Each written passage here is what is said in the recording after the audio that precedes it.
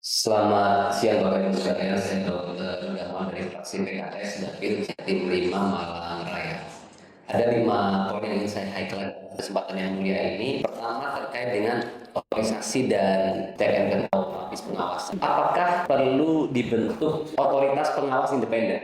Misalkan di berbagai negara maju itu ada Interception Commissioner yang mereka berperan mengaudit kepatuhan teknologi dan administrasi seluruh lembaga penegakan hukum. Dan dalam konteks tersebut juga bagaimana menguji ambang batas alasan penyadapan atau probable cause. Artinya apa indikator objektif yang menyatakan seseorang terduga layak disadap. Karena ini penting untuk menghindari yang namanya fishing expedition, menyadap secara acak dengan harapan menemukan kejahatan lain yang tidak direncanakan di awal. Termasuk juga dan kita harus memberikan kejelasan siapa pemegang otoritas tertinggi pemberi izin dan apakah ada regulasi khusus untuk lembaga-lembaga ekstraordinari. Lalu kedua, terkait dengan ruang lingkup kejahatan dan batas waktu. Menurut saya kita perlu mulai bicara ketika izin penyadapan itu dikeluarkan, berapa lama izin itu diperbolehkan? Ini penting, misalkan di regulasi diatur 30 hari. Kenapa ini penting? Agar tidak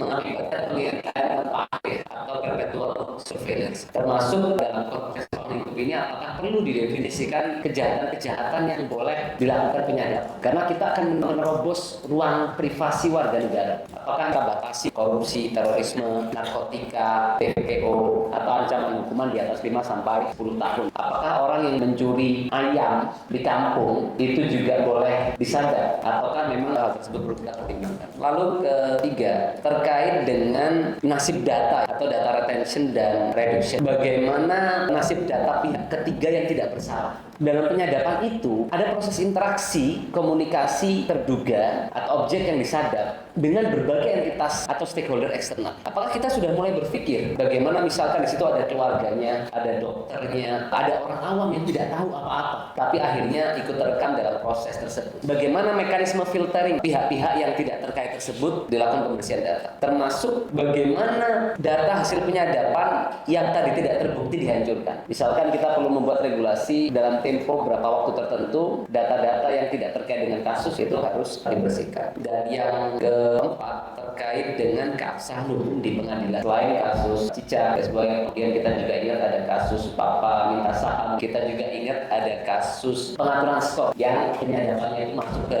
ruang publik. Apakah Indonesia mengadopsi secara tegas doktrin fruit of the poisonous tree? Jika prosedur penyadapan tidak sah, maka seluruh bukti yang dihasilkan darinya tidak sah dan harus dikumpulkan di pengadilan. Dan yang tidak kalah penting dalam keabsahan ini hari ini, saya lihat regulasi itu kerap kali tertinggal mengikuti perkembangan zaman.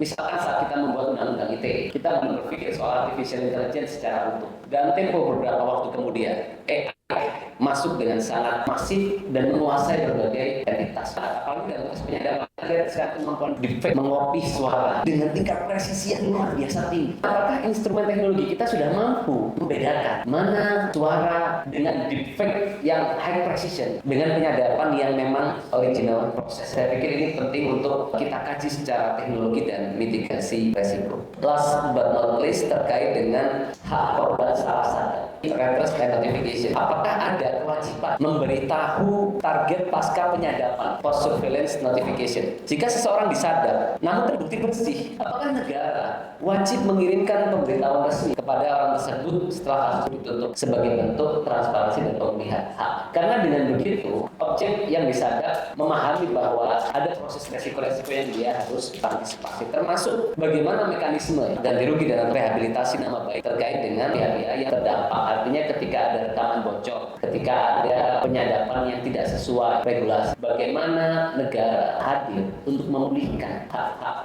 warga negara tersebut. Terima kasih. Wassalamualaikum warahmatullahi wabarakatuh.